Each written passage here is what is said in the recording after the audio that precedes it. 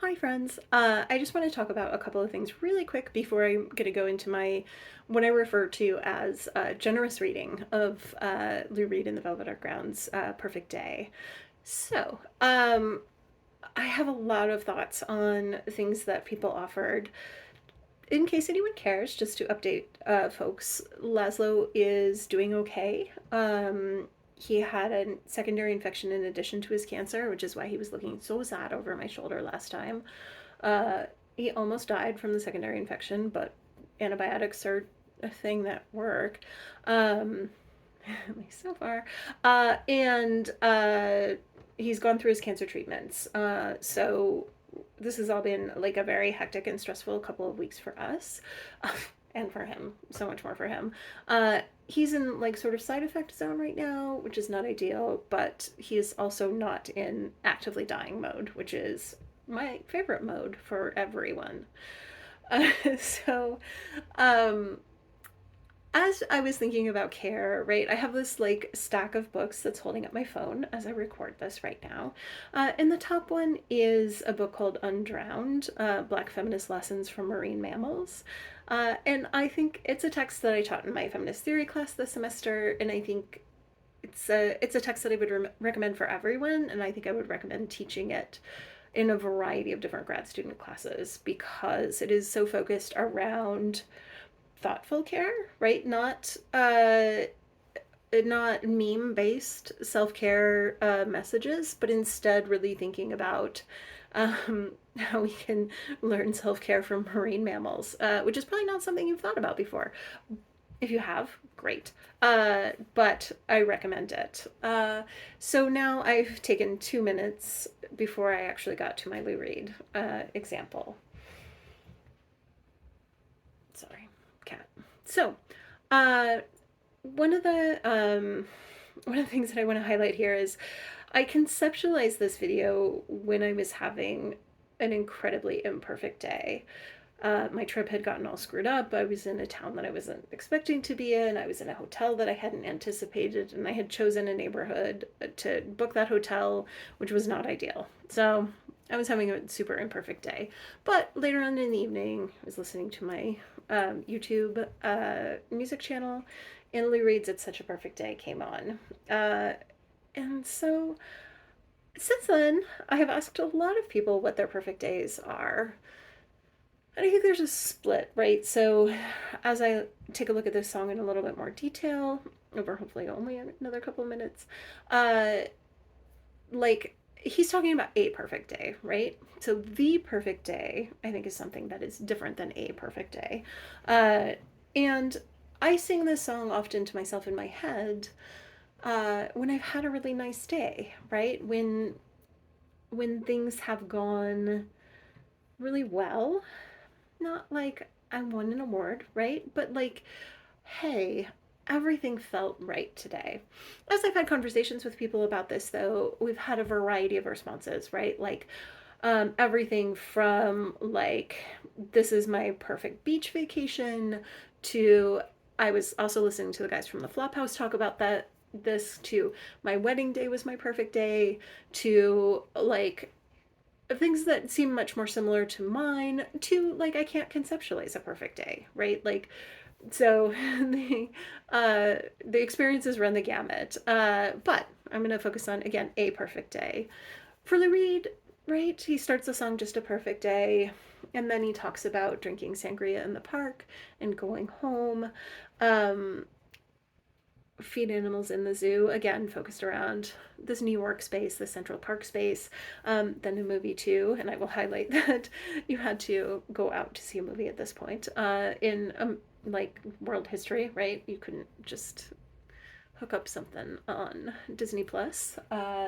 So um and the chorus, which is what I sing to myself often, is it's such a perfect day, I'm glad I spent it with you.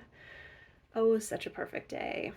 And then because this is the Velvet Underground and not like it's kind of this little edge to it, right? You just keep me hanging on. You just keep me hanging on. And I think this is such a delightful narrative because it does acknowledge, right, that we need each other. Oh gosh, do we? My perfect day. Now, I've had many lovely days on my own. Took some naps, read some books, did some nonsense, but I never sing that song to myself after those days. So, um, and I think we'll get back to, sorry, looking over at my notes here on the song lyrics. Uh, Problems all left alone, weekenders on our own. It's such fun. For everyone that I talk to about their perfect day, no one expressed it as a place to deal with or manage or think about stress, right? Some people definitely talked about like getting something done, getting an errand done, uh, like completing a task that felt satisfying, but no one necessarily talked about the stress of it, which of course, like no one's perfect day involves any stress, right? And this notion of self-care in that I've advocated with to my grad students with Undrowned or in a variety of different ways, it's really complicated to experience a time period where you feel like you have to step back to take care of yourself uh, and choose to push away a bunch of responsibilities and still, I don't know what's the word that I want. I mean, uh, and not like sort of feel like overwhelmingly stressed by saying no, right?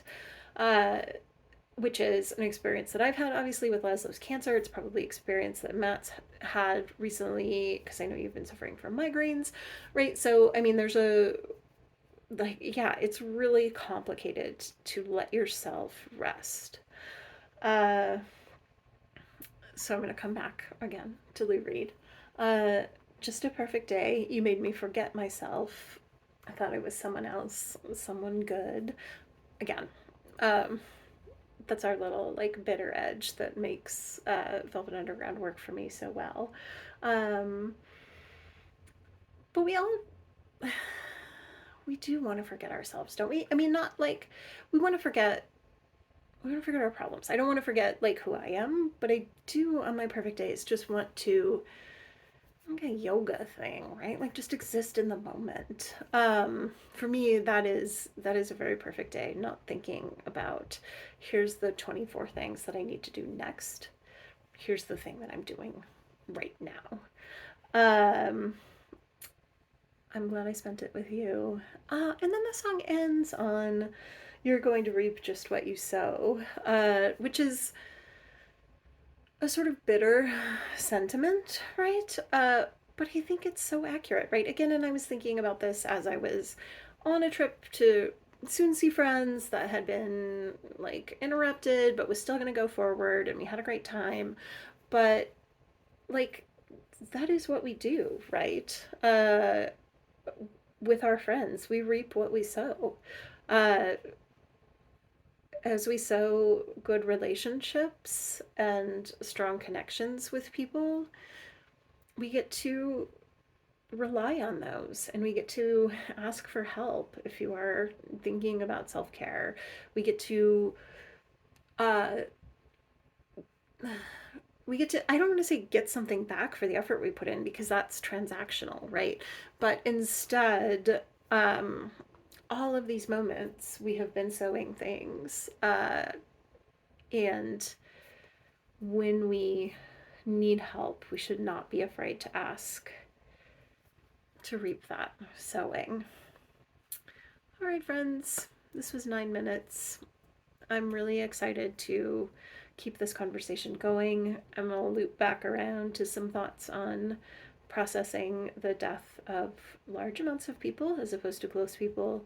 But for now, we're going to say it's such a perfect day. I'm glad I've spent it with you.